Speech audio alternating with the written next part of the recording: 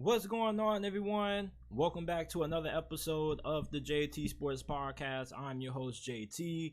We got started a little bit later than what I wanted to, but I had a lot of things that I got caught up with. But you know what they say, better late than never. We got a really great episode on this Friday afternoon. We're going to be discussing why the Raiders are going to implode this season, year two under Josh McDaniels, the Ravens' keys to a successful season, Andy Reid or Bill Belichick. That's been a really popular debate that's been trending on social media, so I'm going to give my thoughts on who I believe is better. And then lastly, we're going to be discussing how good are the Miami Dolphins going to be this season. Before we get into it, if you haven't already, make sure that you go ahead, leave a like on the video, and subscribe to the channel. We go live every day, Monday through Friday at 5 p.m. Eastern time. Remember that the JT Sports Podcast isn't just available on YouTube. You can find us on all podcasting platforms: Apple, Google, Spotify, Amazon. Wherever you get your podcast from, you can find the JT Sports Podcast. If you enjoyed this episode of the podcast, make sure that you leave us with a 5-star review. We will greatly appreciate it. We're trying to get to 100 5-star reviews before the NFL season begins. So make sure that you go ahead, type in the JT Sports Podcast on any platform. It will pop up. Or you can go down to the description down below, and there will be the links to the Apple and Spotify versions of the podcast. The Las Vegas Raiders, man. Once again, you guys give me a million reasons to make fun of you. This team is not going anywhere, bruh. Like, I got into a really heated argument with a Las Vegas Raiders fan on Twitter who told me that they were going to go win 10 to 11 games and make it to the playoffs with Jimmy Garoppolo. Bruh, that is not going to happen. The Raiders are bound to implode this season under Josh McDaniels. Like, there's not a single player in the locker room that seems like they got a lot of confidence in Josh McDaniels. You ask Josh Jacobs how he feels about Josh McDaniels, he probably doesn't have a lot of great things to say about him. And I remember watching a couple of post-game press conferences when Josh Jacobs was interviewed after the game, and most of the times he was criticizing everybody, and the coaching wasn't really getting praised. So you listen to Davante Adams. I mean, in the article that he did with The Ringer, he was kind of questioning the direction that the franchise is headed. So you just look at the fact that there are Raiders fans out here that really are trying to think and try to pitch to you that they're going to be a playoff team. Like, absolutely no, sir. You mean to tell me that you think that Jimmy Garoppolo is going to be good enough to lead the Las Vegas Raiders to wins over Justin Herbert and the LA Chargers, Sean Payton with the Denver Broncos, and Kansas City? Stop it. They didn't even have that good of a defense last year. Outside of Max Crosby and Chandler Jones, they don't really have much to be excited about on the defensive side of football. And not just that, but this is a franchise that did a lateral move going from Derek Carr to Jimmy Garoppolo. Like, you cannot say that Jimmy G is an upgrade from Derek Carr. They're basically the same quarterbacks. You ever seen that Spider-Man meme floating around on social media when they got the two Spider-Mans and they pointing at each other? They like, you. Like, yeah, like Derek Carr and Jimmy Garoppolo pointing at each other. They are the same quarterback. If Jimmy Garoppolo woke up tomorrow morning and looked at himself in the mirror, he would see Derek Carr, his reflection. Same thing with Derek Carr. Like, this franchise makes absolutely terrible decisions, man. Did you know that they tried to trade up for the first overall pick but felt like the Chicago Bears were giving up too much? Like, what?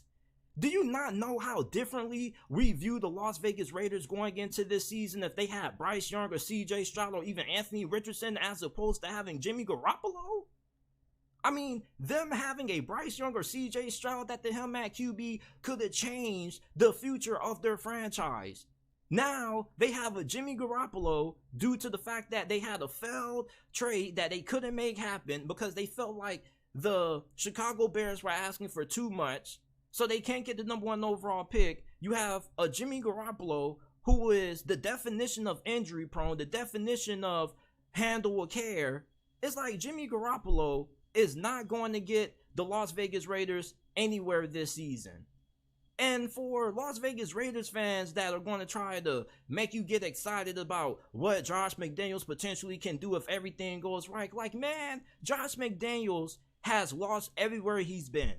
Second chance head coaches that failed with their previous teams do not work out more times than not. And I'm talking about the coaches that actually were able to have some success. The coaches that were able to have success in their previous stops, like Doug Peterson, Andy Reid, and Frank Wright, those are the coaches that work out. The coaches that were terrible with their last team, more times than not end up being terrible with their new team. And eventually you are what you are. No former player I have ever seen or heard has had anything good to say about Josh McDaniels with playing under him as a head coach. If you listen to Brandon Marshall, this dude was an awful head coach. Some guys are just good coordinators, and that's what the Las Vegas Raiders have in Josh McDaniels. Just a guy who is a good coordinator, not head coach material. He doesn't know how to relate to players. Didn't him and Darren Waller fall out? Like, yeah, it made sense to trade Darren Waller from a standpoint of he can't stay healthy, he could be some money off the books and whatnot, but him and Josh McDaniels had a little bit of a falling out. Like, how do you fall out with one of your best players? Like, did the Raiders get better to you guys? Honestly, like, is this really a team that is better this season than what they were last year? Because on defense, you got worse against the run. You didn't re-sign or keep Denzel Perryman. He signs with the Houston Texans. Your best acquisition was signing cornerback Duke Shelley, who I really like a lot. But outside of that, like, what key pieces do the Raiders have? Their secondary is still a major concern. It's been a concern ever since they last had Charles Woodson. Like, this is a franchise that just makes terrible decisions. And there are Raiders fans that are really trying to encourage other people that they're going to be a playoff team. Like, delusional is a hell of a drug, people. Like, I understand that the offseason is the only time of the year where NFL fans worldwide can be excited about their team because the games haven't been played yet. But if there wasn't a more safer bet for a team that was going to be awful this year, I think the Raiders would have very high odds for that category. Like, this is just a train wreck ready to happen. And the fact that there are really fans who have confidence that this is going to be a playoff team, like, I ask you, why are you so excited? Other than the fact that it's the off season, this is the only time you're going to be this excited, because once the season kicks off, you're going to be disappointed every time you watch the Las Vegas Raiders play this year. Like, you want to know how to fix the Las Vegas Raiders? You know what I think they should do? I think they should trade Devontae Adams, trade their best players, and then try to go all in the tank for Caleb Williams. Caleb Williams would drastically change the direction of the Las Vegas Raiders franchise. But it's like they're not going to want to do that because Josh McDaniels, if he probably doesn't show promise this year, he probably ends up getting fired. But to be honest with you, they're probably going to end up firing him anyway because he just isn't a good coach. The Raiders, just with the terrible decisions they've made over the years, the fact that they aren't good at drafting, they don't really make good free agency signings. Like, once again, this secondary is a concern. This defense still is a concern, and the offensive line doesn't look like it's going to be all that good, and you can't come to terms on a new deal with Josh Jacobs at this moment. So it's like, how is this team going in the right direction? This franchise never should have hired Josh McDaniels. They should have hired Rich Bisaccia. This was the same interim head coach who led your team to the postseason, something that you've barely been over the last decade. Why would you go ahead and say, you know what, we're just going to hire Josh McDaniels, a guy who has a losing record as a head coach? That made no sense. The Las Vegas Raiders have an implosion that's coming, and it's coming very fast. I want to talk about my keys to the season that the Ravens need and able to have a successful year. Now, this is one of the best rosters in the whole entire AFC. You got Lamar Jackson, one of the best quarterbacks in the NFL. You have a really good offensive line. You have a really good supporting cast around Lamar Jackson in the passing game. Zay Flowers, OBJ, Mark Andrews, Rashad Bateman. The list goes on. You got Todd Monken as your OC. And you're going to have a really good defense this year. The Ravens had one of the best defenses in the NFL in 2022. So I'm going to be telling you guys what the Ravens need to do this season in 2023 to have a successful year. Now, first, we have to ask ourselves, what is a successful season for the Baltimore Ravens? Well, I think given the fact that the Ravens went to the playoffs last year without having Lamar Jackson for most of the year and almost beating the Cincinnati Bengals with my boy Snoop the expectations this year with finally having an OC that's going to elevate the passing game and giving Lamar Jackson the best supporting cast that the Ravens have ever given a quarterback in years, the expectation should be Super Bowl. When Lamar Jackson is healthy, the Ravens win 70% of their games, and they normally are in the conversation for having the number 1 seed in the AFC. And now that Lamar has these weapons in the passing game, Ravens fans can't say, oh, Lamar needs more help. So if the Ravens are going to have a successful year, I think it's going to be dependent on the fact that if Lamar can stay healthy, this is a team that should be a legitimate Super Bowl contender. So if the Ravens don't at least make it to a divisional round game, I think this would be a massive disappointment. This should be a team that should be amongst the best in the AFC, and they should be in contention for the number 1 overall seed. You look at this defense. This was a defense that played at a top 5 level during the second half of last year. They got a very good secondary. You got a really good safety duo and Marcus Williams and Kyle Hamilton. So this defense is great. This offense should be really good. Lamar needs to stay healthy for the Ravens to be able to have a shot at being able to make it to the conference championship game or even being able to be contenders. If the Ravens are going to give Lamar Jackson all this money, he needs to be able to stay healthy. Every time the season goes left for Baltimore, it's mainly due to the fact that Lamar Jackson gets injured. So if Lamar Jackson can stay healthy, this team is going to be amongst the best in the AFC this year. The next thing they need is improvement from the passing game, which we already touched on a little bit earlier with the additions of OBJ and Zay Flowers. Zay Flowers was my number 1 ranked wide receiver coming out of this past year's draft class. He's dynamic after the catch. Even though he's a little bit undersized, he's 5'9", 180 something pounds. He can play both in the slot and outside. He has really good hands. I think Zay Flowers is going to go off this year. I think he's going to be the best rookie wide receiver. OBJ is not washed up, people. If he never got injured in that Super Bowl against the Cincinnati Bengals, he probably would have won MVP in that game. So you got OBJ, Zay Flowers, who you pair up with Rashad Bateman, who has shown flashes. And now you add that with the fact that you have Todd Monken, somebody who is really creative with his offenses, somebody that really knows how to be balanced in his play calling. He wasn't just a college coordinator, people. He also Baltimore Ravens, nearly one of the deadliest teams in the NFL. You know that they're still going to be really good running the football, man. The Ravens have always been a team that has always been good at running the ball. So now you give the fact that they're going to have a legitimate passing attack now. You have to be able to throw the football if you want to win in today's NFL. It's a passing league, and if you can't do that at a high level, you're not going to go far. The Ravens should be able to do that now. Lamar Jackson isn't just a running back, people. I know the running back jokes are funny, but I'm trying to tell you guys, they expired. Lamar Jackson is a way better passer than what people give him credit for. So the next thing that the Ravens need in order to have a successful season is on the defense side of football, and they need their young pass rushers to step up. They lost Calais Campbell, and they didn't bring back Justin Houston, so they're going to need some of those young guys to step up, such as Odafe Owe, who was a first-round pick in 2021 out of Penn State.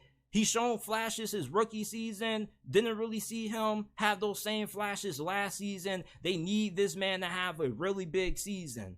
And he could end up being a breakout player for the Baltimore Ravens. We also have to talk about David Ojabo. Now, David Ojabo, he was a second-round pick in 2022 by Baltimore, but he had an injury that caused him to fall out of the first round. Prior to that injury, he was expected to be a top 15 selection. He was one of the best pass rushers in that draft class when healthy. So the Ravens are going to need either David Ojabo or Odafe Owe to step up, and the sleeper is defensive tackle Travis Jones. Now, there was a lot of Travis Jones hype going into last year, and I'm trying to figure out where has that hype went. Because, of course he wasn't going to have the massive season that some people were expecting. Because, the Ravens had so much depth and veteran leadership in front of him. Of course he wasn't going to get a lot of playing time. But I don't really hear too much about the Travis Jones hype train anymore. I still think that Travis Jones can end up being a really good defensive tackle for the Baltimore Ravens. So they're going to need Travis Jones, Odafe Owe, and David Ojabo to come up big for them when it comes to being able to get after the quarterback this season. And lastly, The Baltimore Ravens need to be better in late game situations. You know, there were games last year that I felt like the Ravens had a chance to win, but they weren't great in those late game situations. Sometimes they would be a little bit overly regressive. Sometimes the play calling wouldn't be the best.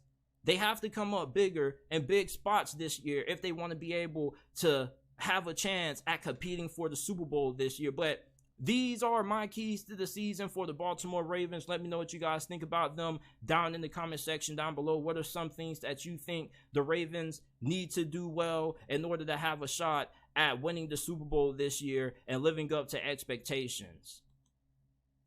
Andy Reid or Bill Belichick, which coach is better? This has been a popular debate going around all on social media, and I think that people are not being fair in this debate. What makes no sense to me is people saying, man, Andy Reid's better because before he had an all-time great quarterback, he was winning games. And who is Bill Belichick without Tom Brady? And I can understand that. But if you're going to say that, and you're going to say, who is Bill Belichick without Tom Brady? Who is Tom Coughlin without Eli Manning? Who is Sean Payton without Drew Brees? Who is Mike Tomlin without Ben Roethlisberger? Some of the greatest quarterbacks that ever coach in the NFL have had great quarterbacks. And a lot of the greatest quarterbacks to ever play in the league have had great head coaches. Who is Pete Carroll without Russell Wilson? You see, we can keep doing this all day long. It's like you just can't disqualify Bill Belichick because he had Tom Brady. Okay, that's Andy Reid's fault. He should have had a better quarterback than Donovan McNabb. Part of being a good head coach is being able to properly evaluate talent. And let's not act like Donovan McNabb was a bad quarterback. Like, Donovan McNabb was more than capable of being able to deliver a Super Bowl for the Philadelphia Eagles. He wasn't no Tom Brady, but let's not act like Andy Reid didn't have great quarterback play out of Donovan McNabb. Was he a Hall of Fame caliber quarterback? No, but he was a good enough quarterback to win a Super Bowl. I witnessed Joe Flacco lead the Baltimore Ravens to a Super Bowl win. So if Joe Flacco can win a Super Bowl, so could a Donovan McNabb. Like, we have to give some criticism to Andy Reid for going to 3 straight NFC championship games and coming up short, plus losing in the Super Bowl. He had plenty of opportunities to win the big one and wasn't able to deliver. One thing about Bill Belichick is, like, Bill Belichick, outside of Tom Brady, he always has his team ready to play. And their preparation, the fact that they spend so much time paying attention to who is even going to be the referees for the game so they can adjust their practices to better being able to suit who's going to be refereeing those games. Like, those are small intricacies that not a lot of people talk about when it comes to Bill Belichick. One thing about Bill Belichick is that his teams were always going to be ready for the big games. And there were plenty of times during Andy Reid's career where his teams were not prepared for the big moments or they didn't get it done. Like, it's kind of a little bit unfair to say, who is Bill Belichick without Tom Brady? Like, Tom Brady was important to Bill Belichick in the Patriots dynasty, but let's not act like Bill Belichick didn't have an impact at all. I mean, it's not like Tom Brady came into the league and he was already one of the best quarterbacks in the NFL. Like, Bill Belichick had to scout Tom Brady. He had to give Tom Brady some time to develop, and even then, it's not like Tom Brady hit the ground running. Tom Brady was a game manager for the first couple of years into his career. So prior to Tom Brady becoming what he was, for the first couple of years, you could say that Andy Reid had a way better quarterback than what Bill Belichick had. Like, you people just can't move the goalposts just because you want to make an argument for Bill Belichick post Brady. Like, if that's going to be the case, tell me how many great coaches do we have removing the great quarterbacks that they had. That's just what happens in this league. To win championships, you need good QBs. And for Andy Reid, he wasn't able to get the most out of Donovan McNabb when he had him. I mean, Andy Reid, he won games with Alex Smith, and they were coming up short in the postseason. Like, now we're going to move the goalposts again and say you need to have an all-time great quarterback to win the Super Bowl when there's been plenty of quarterbacks who won all-time great level who have won championships. We got to stop moving the goalposts to try to fulfill arguments that have holes in them. Now, tell me who's better, Bill Belichick with Tom Brady or Andy Reid with Patrick Mahomes? I still will go Bill Belichick because of how good he was on the defensive side of football. Like, going into that Super Bowl against the Los Angeles Rams, nobody expected that game to go the way that it did. Like, the LA Rams that season had one of the best offenses in recent memory. They were averaging nearly 30 points a game, and they went into that Super Bowl and only averaged 3. Do you know how crazy that is? Like, Andy Reid is the best offensive-minded coach of all time. Bill Belichick is the best defensive-minded head coach of all time, but the better overall head coach, I gotta go with Bill Belichick. I'm not gonna try to discredit Bill Belichick because he had Tom Brady. Like, you can't do that. Like, you gotta give Bill Belichick credit for even finding Tom Brady. He was a 6th-round pick. Tom Brady was not expected to be much. And if you go back and you listen to the scouting reports on Tom Brady, many people didn't even think he was gonna last in the league or even make a roster. So, like, you can't hold that against Bill Belichick just because he's been great at finding gems in the late round. Like, that's cheating. And I know Bill Belichick did a lot of it during his career, but everybody that's tried to bend the rules at least once in a while, you know what they say, if you ain't cheating, you ain't trying. But I gotta go with Bill Belichick being better than Andy Reid, man. Like, you just can't disqualify Bill Belichick and take away what he accomplished when he had Brady. Oh, well, Andy Reid was better without a superstar quarterback. Like, stop moving the goalposts. There's been plenty of great head coaches who had great quarterback play. And if you were to say, okay, who's Sean Payton without Drew Brees, you're taking away one of the reasons why Sean Payton was so successful. Like, come on, man, that's cheating. What's Tom Coughlin without Eli Manning? I mean, we can do this all night long. You can't just discredit somebody for being able to find the right QB. That's Andy Reid's fault that he couldn't find a quarterback that was good enough to get the job done, even though Donovan McNabb was perfectly good enough to get it done. That's his fault. He should have found the next great quarterback earlier. So let me know who you guys have in this debate. Andy Reid or Bill Belichick, who do you think is better? Now, the Miami Dolphins are a really scary team in 2023, man. Like, I'm going to keep it a beam with y'all. I know a lot of y'all Dolphins fans don't really like me like that because I never really talk high on Tua, but it's not like I think Tua is a trash quarterback. As a matter of fact, I think that Tua is a top 10 QB. I have him ranked 8th right now in the NFL amongst QBs, so you can definitely win a Super Bowl with Tua Tagovailoa. And if Tua Tagovailoa can stay healthy and this offensive line can play better than what I expected to be, like, this is a team that has more than a great chance of being able to win the Super Bowl. Like, my only concerns with the Dolphins is this offensive line and Tua's health. If both of those things aren't a question this year, the Dolphins are going to be in the conversation to win it all this year. I mean, they have arguably the fastest NFL offense. You got Tyreek Hill, Jalen Waddle, Chosen Anderson. You got Raheem Mostert, that running back. He's one of the fastest running backs in the game right now. You got Devon Achane, who was the fastest running back coming out of this past year's draft. I mean, it's just speed all over the place. They got a NASCAR team on offense. And then their defense with Vic Fangio is probably going to be either the best or second best defense in the NFL, probably behind the Dallas Cowboys. Like, Vic Fangio's defense is being used by nearly half of the defensive coordinators in the NFL. Like, this dude is the godfather of this defense that's been used all around the NFL. They call it the Fangio 6. And now you got the godfather at the helm at defensive coordinator, who's going to be a upgrade from the defensive coordinator that you had last year, which, by the way, I'm going to take my victory lap because I told you Dolphins fans that he wasn't a good DC. Brian Flores took over play calling the year prior to last season. That's why that defense turned around. But whatever, I just had to take my victory lap on that.